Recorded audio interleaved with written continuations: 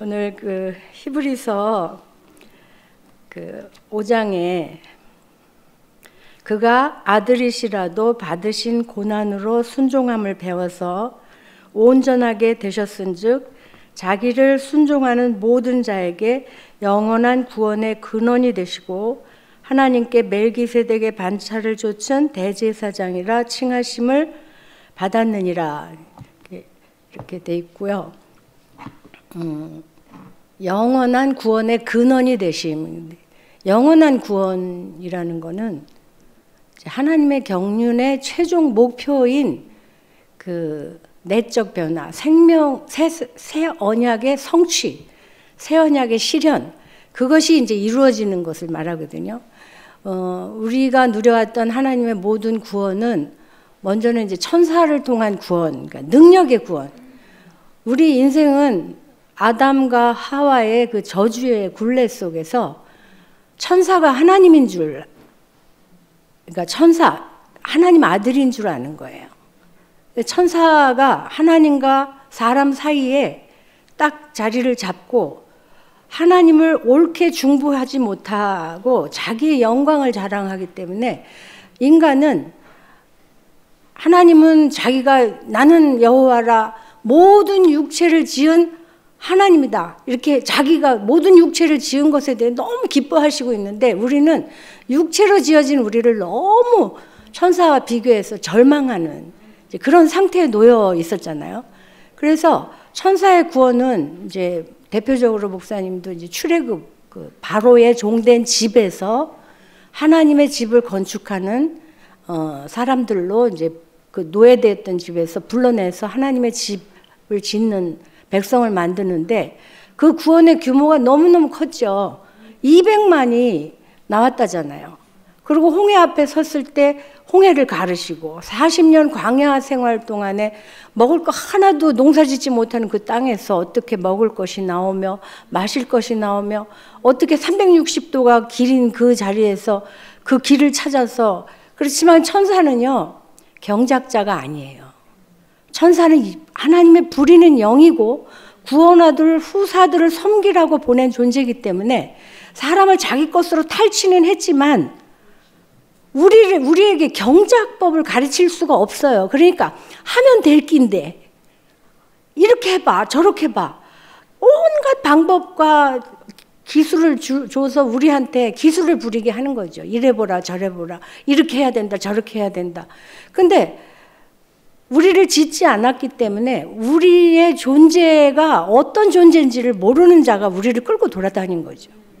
근데 이 아들의 구원이 최종적으로 이제 목사님을 통해서 이 아들의 최종 구원, 마지막 복음, 유일한 복음이 이제 우리에게 왔을 때, 과연 우리 모두가 그것을 금방 그렇게 영접할 수 있었나? 우리 뼛속 깊이까지 천사에 대한 능력에 대한 숭배가 이게 고정관념이 되다시피 해서 우리 존재 기반을 완전히 깔고 있는 거예요. 내가 무슨 일을 당해도 내가 능력이 없어서 무시를 받는다. 내가 능력이 없으니까 저것들이 멸시를 한다.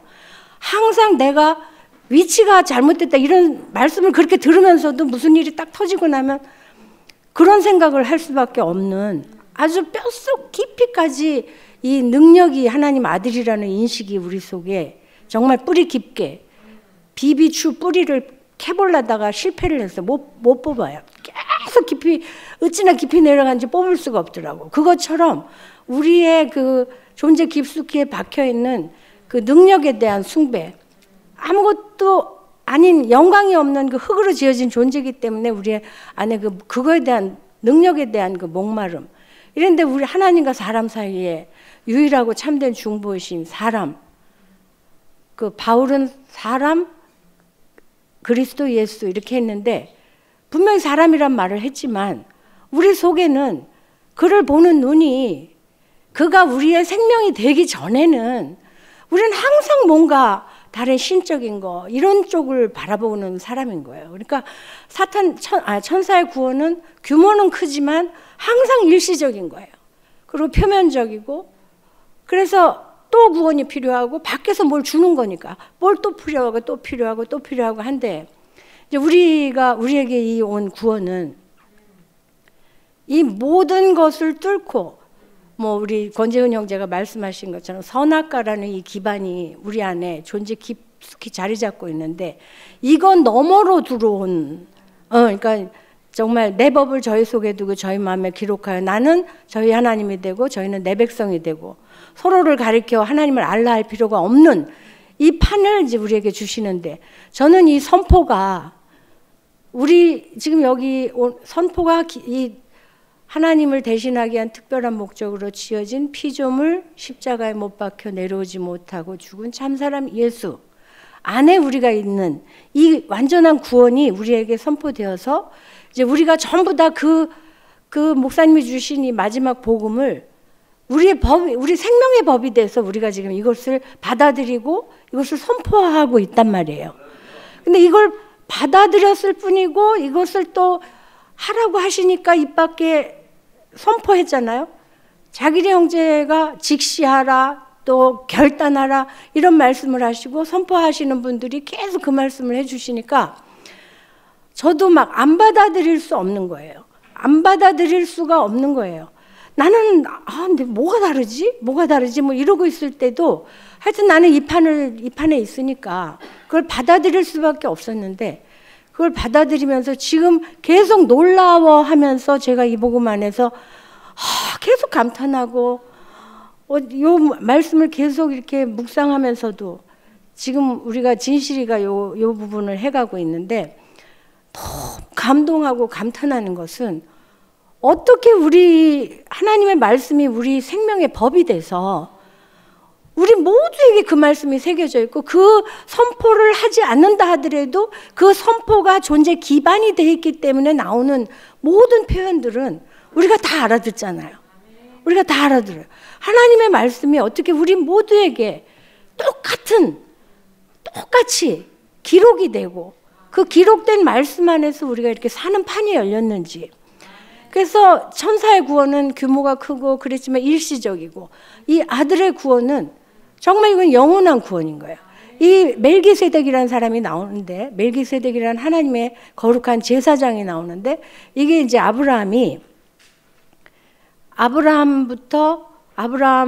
아브라함과 다윗의 자손 예수의 세계라 이렇게 하잖아요. 그 부름받은 사람 아브라함 갈 바를 알지 못한 사람 아브람 75세 때 부름을 받아서 하나님이 계속 그 약속을 주시잖아요. 근데 왜 아브람은 하나님의 말씀을 부분적으로 들었을까? 왜 선택적으로 들었을까? 근데 계속 말씀을 자기 필요대로 듣는 우리가 그 과정을 다 거쳐봤잖아요. 말씀을 전부 다 내 필요대로 들었지 뭐 주님이 하시려는 의도대로 들은 적이 없잖아요. 그러다가 이제 하나님 더하기 그 세상 방법 자기 안에 남아있는 방법 그걸 해가지고 이스마엘을 낳고는 아브라함 너무 만족했어요. 너무 만족했는데 집안은 전쟁통인 거라. 나만 좋으면 돼. 이런데 아마 자기도 나만 좋으면 되는 그 자리에서 지쳤을 때쯤 돼. 그게 99세인데 하나님이 그에게 찾아오셔서 그냥 그때는 하나님이 찾아오셨다 이렇게 돼 있어. 여호와 하나님이 찾아오셔서 나는 전능한 하나님이니 너는 내 앞에 행하여 완전하라. 이렇게 할 때 아브라함이 엎드려요.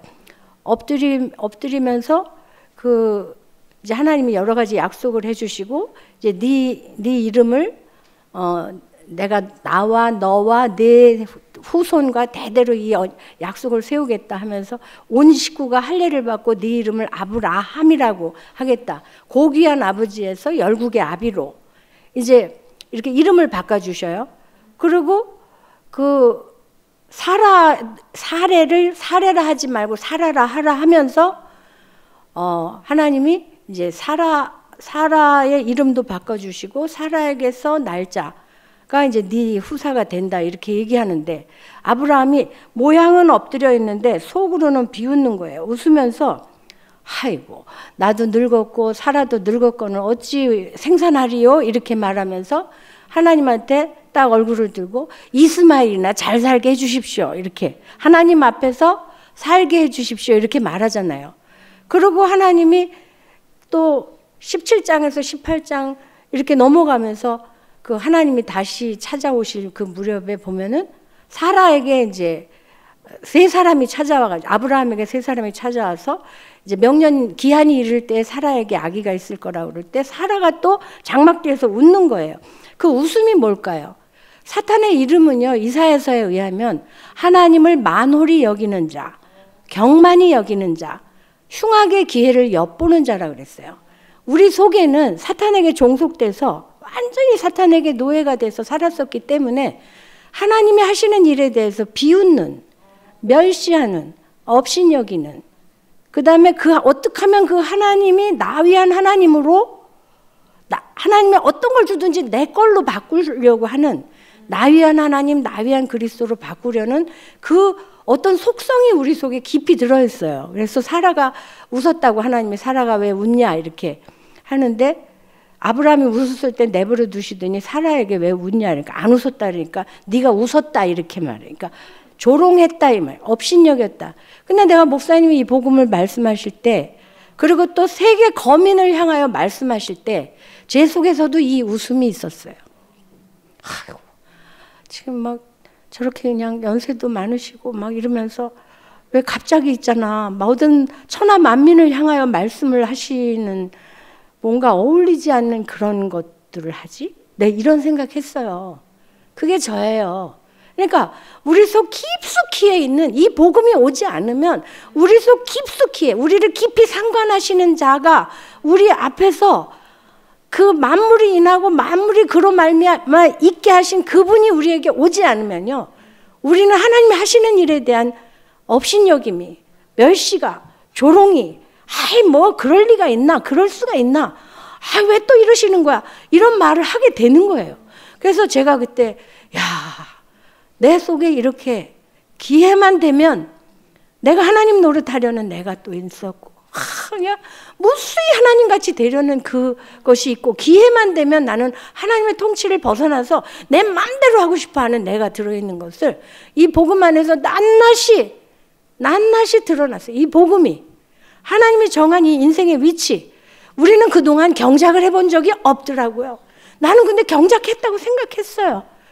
경작자가 없으므로 하나님이, 우리가 에덴 동산을 이뤘는데 어떻게 경작을 하겠어요? 하나님이 그 지으신 사람 창조의 대략이 이러하니 그 지으시던 때에 하나님이 땅에 비를 내리지 아니하셨고 경작하는 자도 없으므로 들에는 초목이 없었고 밭에는 채소가 나지 아니하고 안개가 땅에서 올라와 온 지면을 적셨더라. 이게 창조의 대략이고, 하나님의 에덴 동산에 동방의 에덴을 창설하시고 지으신 사람을 거기 두고 거기서 그 동산을 경작하고 다스리라고 하신 거잖아요. 근데 거길 떠났잖아요. 그래서 전 목사님을 처음 만나서 정말 제가 목사님에게 처음 내 인생을 경작하고 있다고 생각했어요. 근데 지금 진짜 경작자, 우리 경작자가 누구죠? 십자가에 못 박혀 내려오지 못한 참 사람이 예수예요. 이분이 우리 생명이 되지 않았는데 내가 무슨 경작을 했겠어요? 다 생각이에요. 다 생각이에요. 땅에서 안개 속에 무진 기행을 한 거예요. 무진 짙은 안개 속에서 나는 그냥 더듬어서 생각으로 살았더라고요. 근데 실제이신, 이 새 언약의 실체이신 이 사실 예수가 내 앞에 딱 진짜 부딪혀서 내가 이 사람 앞에 낱낱이 드러나고 있는데, 경작한 적이 없었구나. 나는 이 사람이 없는데 내가 무슨 경작을 했겠어요. 난 나 혼자 상상했던 것 같아. 그렇다고 해서 우리 집은 하여튼 어찌됐건 경작 착각 속에서든 우리 집은 살았고 나와 내 집이 구원을 얻었다는 엄청난 착각 속에 있었지만 우리 집 식구들은 다 자기대로 자기 갈 길로 달려갔어요. 그리고 저가 여기 남아있어요. 나는 완전히 실패했다. 그리고 우리 계숙이와 경순이가 여기 있지만 얘네들이 나를 붙들고 늘어질 때 내가 그랬어요. 다 이 복음 안으로 뛰어들어라. 나도 이 복음 안으로 뛰어드는 길밖에 난 길이 없더라. 그리고 우리 거기서 다시 만나자. 진짜 여긴 만날 데가 없다. 너랑 나랑 이렇게 오래 살아도 만나지드나? 안 만나지는 거예요. 야, 뭐 했나? 그러니까 목사님 안에 깊이 이 복음을 받아들이고 깊이 들어가고 보니까 누구와도 한 번도 만난 적이 없어. 나는 하와의 길을 걷고 있었어요. 내가 잉태하는 고통이 더해지고 남편을 사모할 수밖에 없는 사마리아 여인같이 나는 남편을 끝없이 찾을 수밖에 없는, 누구도 내 남편이 되어주지 않는 그 너무나 가엾은 그 상태를 살고 있었던 거예요. 근데 내가 진짜 남편을 만났어요. 진짜 내 생명의 구주를 만났어요. 이 사람이 아니면 내 인생을 진짜 오직 하나님의 통치만 남게 만들어주실 구원자가 없는 거예요. 그때 아브라함이 롯을 구출하러 가잖아요. 소돔 왕들, 그 땅 사람 왕들이 다섯 왕과 네 왕이 붙어서 전쟁을 하는데 다섯 왕 팀이 졌어. 그래가지고 롯을 비롯해서 소돔 거민들이 포로로 잡혀갔다는 소식을 듣고 아브라함은, 그때 이미 아브라함 교회가 있었나 봐, 318명의 가신을 데리고 이웃과의 관계가 좋아서 그 이웃 에스골이라는 사람인지 그 사람과 함께 가서 그들을 구출해 와요. 구출해 올 때 그 소돔 왕도 마중 나오고 멜기세덱이 떡과 포도주를 가지고 아브라함에게 마중을 나와요. 그래서 그 떡을 아브라함한테 주고 아브라함을 축복하고 지극히 높으신 하나님의 상급이 너에게 있을 것이다 이렇게 하는데, 그때 멜기세덱이 처음으로 나와요. 살렘왕 멜기세덱. 근데 이 살렘왕 멜기세덱이 가만히 보니까 그게 예수님이 그러셨잖아요. 아브라함이 있기 전에 내가 있었느니라. 아브라함이 나의 때 볼 것을 보고 즐거워하였느니라. 이렇게 말씀하실 때, 살렘왕 멜기세덱이 바로 십자가에 못 박혀 내려오지 못하는 대제사장이신, 우리의 대제사장이신, 영원한 구원의 대제사장이신 예수였구나. 이렇게 어젯밤에 막 갑자기 연결이 되는 거예요. 제대로 하는 건지 모르지만 하여튼 내게 그게 보여지면서 이 구원은, 그래서 아브라함이 살렘왕 멜기세덱이 준 떡과 포도주를 먹고 나니까 소돔왕의 제안을 확실하게 거절하는데, 내가 전쟁에 데리고 나갔던 소년들이 먹은 것, 그 다음에 드는 경비, 그 다음에 같이 출정해 준 그 이웃, 그 사람들이 쓴 경비는 네가 다 줘라. 그러나 나는 너에게서 실 한 오레기도 받지 않겠다. 난 너로 인하여 치부하였다는 소리를 듣지 않겠다. 이렇게 세상의 제안을 완전히 거절하는, 세상을 이기는 자죠. 능력을 바라보고 그 롯이 택하여 간 그 땅을 멀리서 보면서 에덴 동산 같고 물된 동산 같았더라 이렇게 봤던 아브라함이 그 세상의 제안을 거절하잖아요. 우리가 지금 이 양식을 먹으니까 우리에게서 세상을 이기는, 와, 정말 이거 어떻게 이런 생명이 나오는지 모르겠어요. 진짜 우리가 세상을 오히려 구원할 자로 우리가 보냄을 받을 자지, 내가 세상에 구걸할 자가 아닌 거예요. 세상에서 주는 것에 내가 밖에서 주는 구원이 필요 없어요.